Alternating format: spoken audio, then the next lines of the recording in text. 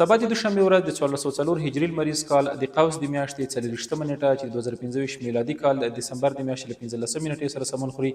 د هیواد په 14 ولایتونو کې چې 108 ولسوالۍ په بر کې نشي د پولیو د واکسین کمپاین پیلېږي. یاد کمپاین چې د 4 ورځو لپاره به ادامه ولري په جریان کې به د 2.2 میلیونه په شاوخوا کې هغه کوچنیان چې له 15 کلونو څخه کم عمر لري د پولیو واکسین تطبیق شي.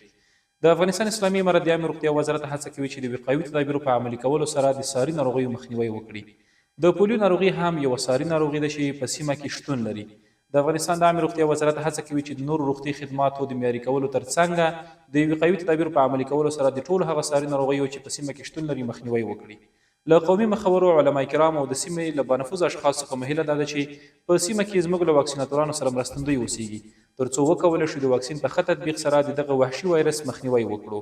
له والدینو څخه مهیله ده چې د دغه واکسین کمپاین په جریان کې خپل کوچنیان ټاکل شویو د واکسین د تطبیق ځایونو ته یوسي ترڅو وکولی شو د واکسین په ښه تطبیق سره د دوی کوچنیان له معیوبیت څخه وژغورو.